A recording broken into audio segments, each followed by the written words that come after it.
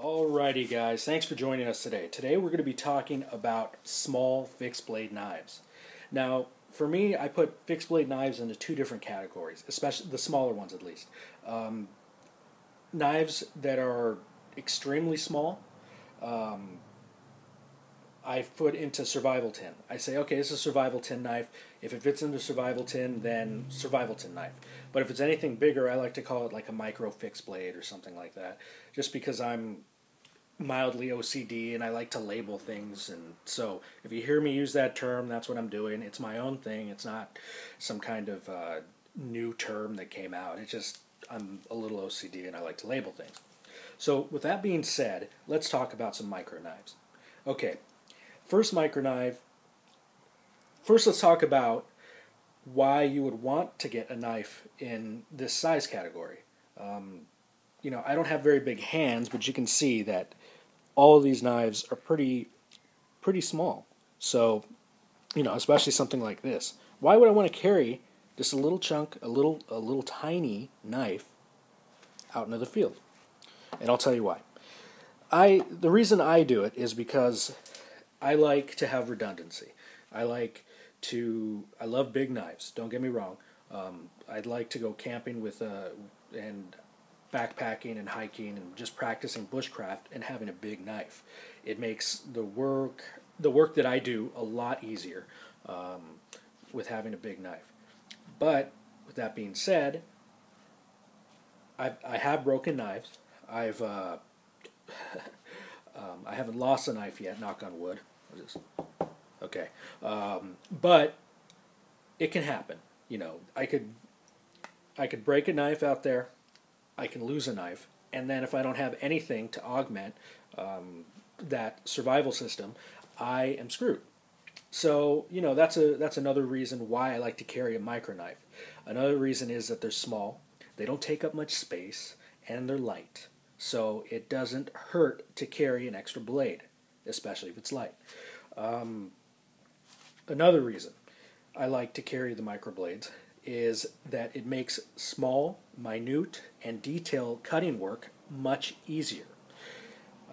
Going out with a 9-inch blade is a cool thing, but trying to make a snare trap or doing something like that with it can be a little cumbersome. I'm not saying it's impossible, but it makes it a little bit easier to do it with the small blade. And it's all about minimizing effort when you're out there. So I think the small blades really lend themselves to small detail work, and even going down into using a large knife to make a kindling, and then if you want to make feather sticks, or which you can do with a large knife as well, but feather sticks and make even smaller kindling, I like to use the micro knives. So that's kind of my whole mindset on why I personally carry and why I have so many of these knives, because I think they just work and they make sense. All right, with that being said, let's talk about the actual knives themselves. The first one we're going to talk about is the MSK 2.5 by Tops. Now, the MSK 2.5 is the little brother, pun intended, to the Brothers of Bushcraft series knives, which is going to be this guy right here. So, just to give you a size comparison, right there, it's a pretty big difference. And this is like a 5-inch blade, I believe. But the claim to fame on the Brothers of Bushcraft series is that they're a Scandi grind. Um, I have found it does have a micro bevel on both of these blades, but that's just something to be aware of. So it might not be a true Scandi grind, but it's pretty darn close. So really good knife. I do enjoy the big brother, and I really enjoy the little brother as well. I think out of the bunch, it's the most ergonomic, and I've done some light batoning with it, some feather sticks. It does feather sticks like crazy. This thing is just amazing at feather sticks. Uh, just mild camp tasks.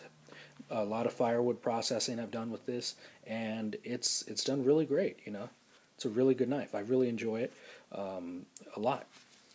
All right, next one up is going to be the Izula by SE Knives.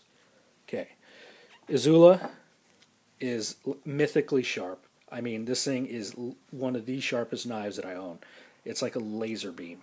That's how sharp this thing is when I got it. I don't know if if the guy just was in a really good mood, when he sharpened this. But it is just, I mean, this thing is just so sharp. I'm really impressed by this knife. The overall size, it fits really well, I believe, in your hand. I have smaller to medium-sized hands, little girl hands, I like to say, and you can see that it fits pretty well. I think the Izula 2 would probably fit a little bit better for me, but I think this is fine. I have plenty of real estate. I don't feel like the knife is going to go anywhere. And then you have a mild jimping on the back, really mild jimping. All right, now we have the Tops Taibo. This guy, look at how aggressive that jimping is. And then you have jimping here, and you have it here.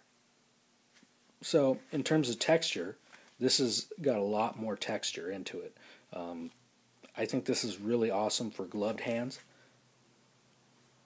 So if you're wearing gloves and you know you're going to be wearing gloves out in the field, this is probably going to be your best bet.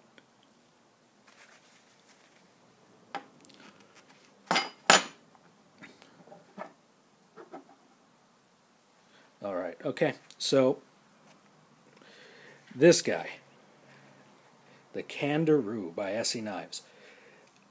Okay, I didn't know what to expect with this thing. I thought it was just the size of it. Look at this. Look, I got little girl hands, and look where it goes into the center of my palm. So it's, I mean, I'm going to have 2 fingers free. So it's crazy small. So I was thinking, okay, this is a novelty knife. This is something cute that I could give to my wife, and she could put it on her purse or something like that, or hang some keys on. I got it for the novelty purpose. And you know what? It's very similar in price to the Izula. As a matter of fact, with these micarta scales that I got, it's more expensive than the Izula. So I was like, okay, cute little knife. I'll give it to my, be fun to, give to my wife or something like that. But boy, was I wrong. This thing is awesome. I mean, this thing has definitely won a place in my survival system. Essentially, what I do is I have a survival tin, an Altoids tin type of deal, but it has its own case and an outer case. What I do is I put this knife minus the scales into the outer case, and it's thin enough. It's 0.125 inches, I believe, and your Izula is going to be 0.5. Is 1.5 inches, so it's a little bit thicker than this. But it's so thin that it fits perfectly in between the my outer case and my inner case for the survival tin, and it's awesome. I can carry this. I can carry another smaller survival tin knife that I do carry, and I have 2 knife systems for very little weight and very little space. So this thing is really cool. It's not small enough to fit in a survival tin, but it's big enough to where it can fit into an outer case for a survival tin, and you can just wear it on your hip or whatever and go. This thing's really good for detail work. It makes feather sticks almost as good as the MSK. And it's really good for detail work. I think it's just as good as the MSK. I digress, but it's a really cool knife. It's great for making detail cuts. I did some mild batoning with it, and this thing is so tough. It doesn't feel like a toy. It feels like a real tool, and it is a real tool, and it's a real survival tool. And I really enjoyed it. I think this is, especially if you're not going to be carrying it in a space-saving environment, I would definitely get these micarta scales. They just fill up your hand a lot give you a little bit more purchase. The jimping on it is not so aggressive. See? So, you know, really good knife. And now we'll talk about the Alert. The Alert right here by Tops. This is the cheapest out of the bunch. This was $27. Most expensive out of the bunch, it was 60-something dollars, and this runs about 50, this runs about 50, and this runs about 50. So, just to give you an example. But yeah, half the price of some of the other knives, and this thing is really cool. This is the only knife from the bunch that can actually fit into a survival tin. I like it. It is the thickest out of the bunch. You could use it to actually start wedging, use it as a wedge for wood, just baton the back of it, and get it, you know, to start wedging pieces of wood, that type of stuff. Another cool thing about it is that it's extremely sharp.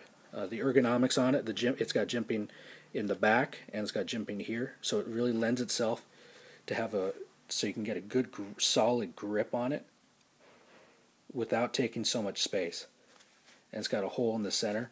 If you have smaller hands, you can put your finger through there and get a different way of actually interacting with the knife. It's a really cool knife. It's razor sharp out of the box, and I think if you're looking for like a survival tin knife, this is a really good one. And they make a smaller version. They make like 4 versions of the Alert by Tops. So it's really a good knife to look into. The smaller one might lend itself a little bit better to survival tin, and this one is pretty good for just carrying around. This is actually my EDC knife, so I think it makes a good self-defense tool and a good survival tool at the same time. So, you know, it's another thing just to look at. So, you know, just went over 5 different knives today. Why I think they're good, why I think everybody should have micro knives, and there's just, you know, they're small, but they're mighty. You know, they do a lot of things. So I hope that helps you guys out a little bit and gets you thinking about smaller knives versus the big giant monsters that everybody always talks about. They're great for what they do, but these small knives are great for what they do as well. So thanks for watching my video, guys. You know, I'm about to hit 20,000 views, so I'm pretty excited.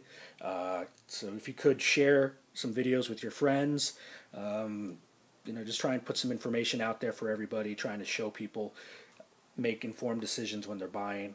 So, you know, again, thanks, guys.